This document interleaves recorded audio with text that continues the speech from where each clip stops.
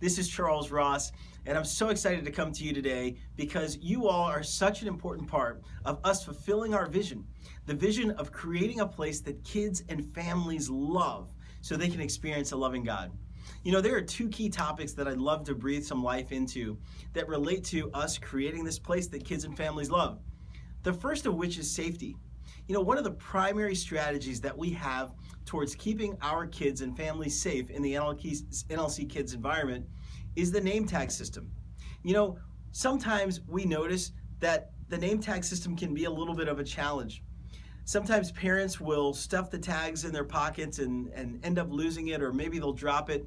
Sometimes the kids like to play around with their tags and they'll rip them up and maybe even throw them away just as a joke. And so we wanted to breathe some life into this whole name tag system and really cast some new vision of why it's so important.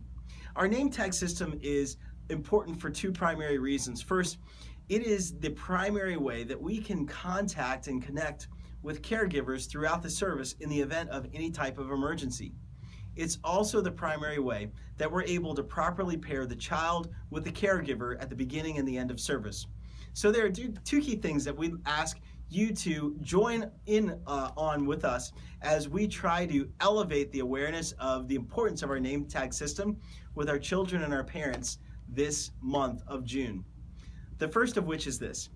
As parents are dropping off their children, we are from the entrance of hospitality all the way to the entrance of each classroom. We are going to ask each parent to begin to wear their name tags. So we'd like them to take the tag, the sticker that is correlated with their child, and actually place it somewhere on their clothing. This will allow us to clearly identify who should and should not be in the NLC Kids hallways or even possibly entering a room to pick up their child. The second thing that we'd ask is this. We would ask that during drop-off, you just take extra diligence to have someone assigned at both the entrance and the exit door of either one of the elementary environments or at the door of one of the pre-K or nursery environments to ensure that we properly match the code of the parent's tag along with the child's tag. We feel like if we do these two key things, we're going to absolutely elevate the safety and identification process of each child. Thank you again for helping us create a safe place. And again, safety is key in creating a place that kids and families love. The second thing that I'd love to touch on is the appropriate way of managing misbehavior. You know, every once in a while we have a challenge where maybe it'll be a class of 15 kids and maybe there's just one or two that seem to really have a challenge with their behavior for that day.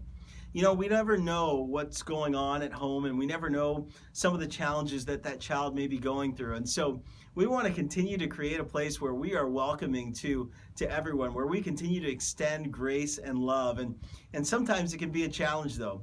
Sometimes the behavior of one or two children can actually affect the great experience that we're offering to all of the other kids. And so I wanted to review for you a really cool strategy that we've been talking about in our orientation with our new team members. But this had so much value, we thought that we'd provide it for everyone. And it's simple, it's in 4 R's. So the next time you have a child that may be having a little bit of a challenge with their behavior, I want you to think about these 4 R's. The first is request. Let's be really clear about what we're requesting that child to do. I would like you to stop throwing those toys. I would like you to stop yelling. I'd like you to stop running for the door. But let's be really clear about what it is that we're requesting of that child. And we can do that in a life-giving way. The next is reset. This is a great strategy. We can either ask the child to move from one side of the room to the other, maybe a side of the room that will cause less distraction for them, or we can physically go and sit with that child. And often the reset part of the process will end the misbehavior. If that doesn't work, the next step is remove. Removing the child is a temporary thing. This is a strategy where you would go to the side, maybe a corner of the room, maybe you'd go out into the hallway where there's still visibility of a staff member or another team member and have a private conversation with that child to try to get them to get back on track.